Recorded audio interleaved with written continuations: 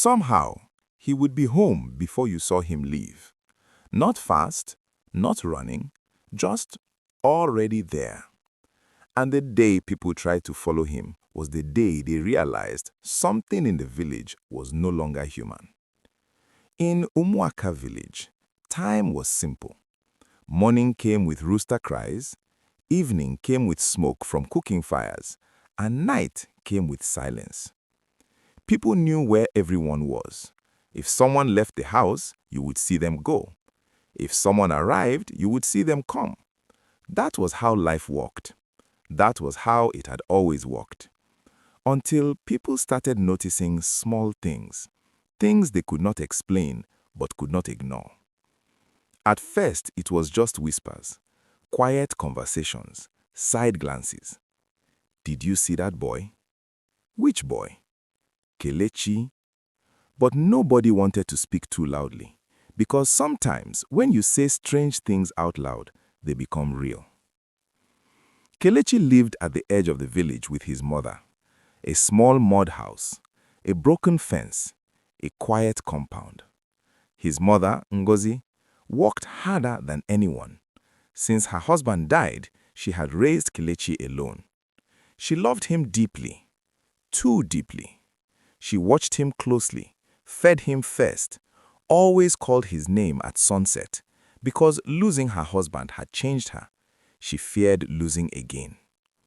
And Kelechi was quiet, too quiet for a boy his age. He didn't play much, didn't argue, didn't laugh loudly. But he listened, and he always came home early, before sunset, before darkness, before his mother could even call him. At first, people said, "That is a good child." But later, they stopped saying that. The first clear sign came from Mama Ngwaka. That evening, the sky was orange. Children were running home. Mama Ngwaka sat outside, watching the road like she always did. Then she saw Kelechi, walking slowly, alone. "My son," she called gently. "Where are you going?" "To the stream, Mama." His voice was calm, too calm. "Be careful, night is near." He nodded and continued walking. She watched him go, step by step. Nothing strange. Then she heard a sound behind her, a chair moving. She turned and her breath stopped. Kelechi was there, inside his compound, sitting, facing her. Her lips trembled. "No, no." She looked back at the road, empty. She looked again at the compound. He was still there, not moving, just watching. That night, Mama Ngwaka did not sleep. Days passed. Then it happened again, and again. To different people, different times, same thing. You see Kelechi going somewhere, but somehow he is already there before he should be. One afternoon, Obinna decided to test it. He stood by the road, waiting. Then he saw Kelechi, running this time, fast. "Kelechi," Obinna shouted. "Where are you rushing to?" No answer. The boy ran past him, dust rising. Obinna smiled. "Let me see this thing myself." He followed, quick, determined. But when he reached the next compound, he stopped. Kelechi was there, sweeping, slowly, calm. Obinna's voice dropped. "How?" Kelechi looked up. "I have been here." Obinna shook his head. "No, I just saw you. I have been here." This time, his voice was firmer and colder. Obinna didn't argue again. He left. But that night, he locked his door for the first time in years. Soon, fear entered the village quietly, like smoke. No one shouted, no one panicked, but people started adjusting. Children stopped walking alone. Women returned earlier from the stream. Men avoided certain paths. And everyone watched Kelechi. But the more they watched him, the less they understood. Because sometimes he would be seen in two places, almost at once. At the farm and near his house. At the road and inside his compound. Never rushing, never confused, just present. One evening, two women argued loudly. "I saw him at the market." "That is a lie. He was at home with his mother." "I am telling you what I saw, and I am telling you he did not leave." The argument ended suddenly when they both turned and saw Kelechi standing behind them, listening. The elders gathered. "This is no longer a small matter," one said. "We must know what we are dealing with." They called his mother. Ngozi came, nervous. "What has my son done?" An elder looked at her carefully. "Woman, your son does not move like us." She frowned. "He is just quiet." Another elder spoke.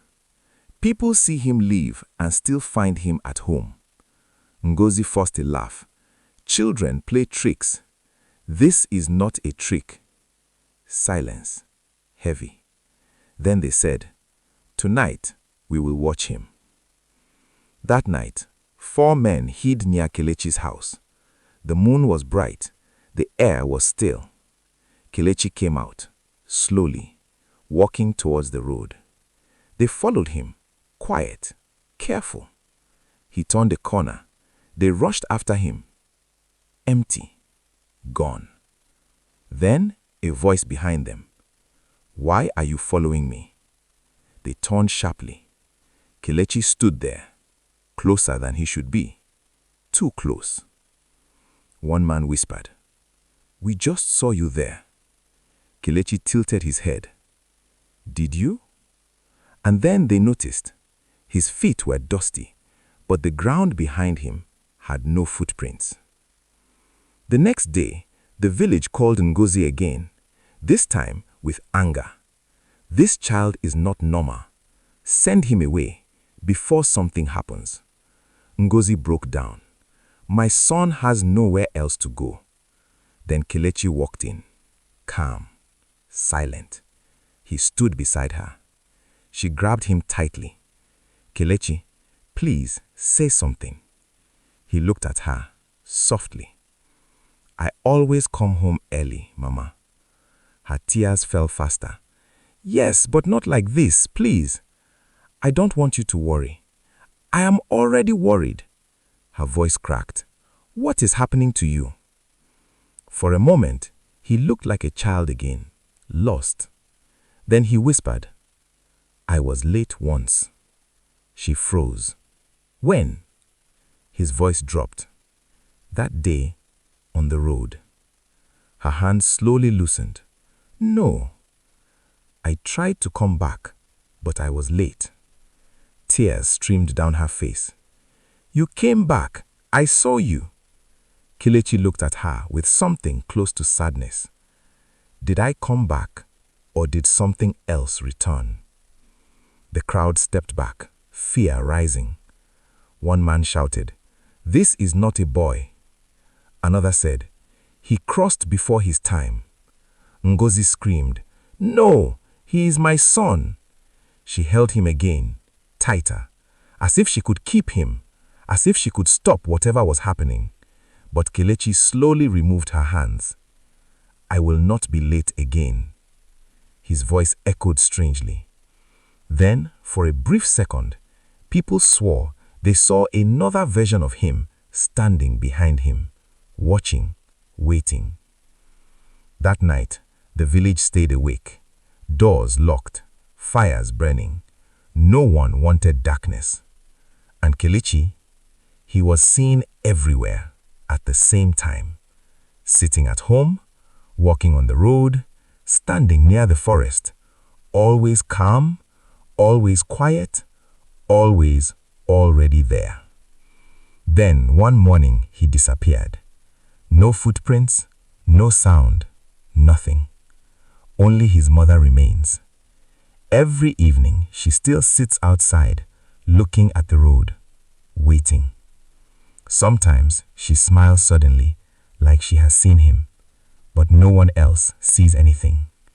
Except late at night, when some villagers swear they see a boy sitting beside her before anyone sees him arrive. If you saw someone like Kelechi in your village, would you follow him or stay inside and pretend nothing is wrong? Tell me in the comments. And if you enjoy slow, quiet, deeply unsettling stories like this, subscribe now, because the next story might not wait for you to understand it.